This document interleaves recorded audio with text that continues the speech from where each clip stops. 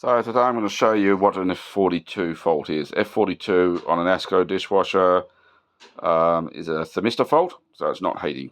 And you'll know because everything comes out claggy and wet and just horrible. So that's the actual cause of the problem, the thermistor.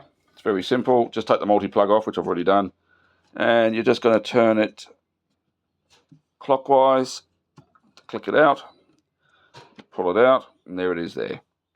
So the replacement one, just put a bit of soap on that O-ring again, and you just pop it back in, and you're going to turn it anti-clockwise, and that is it.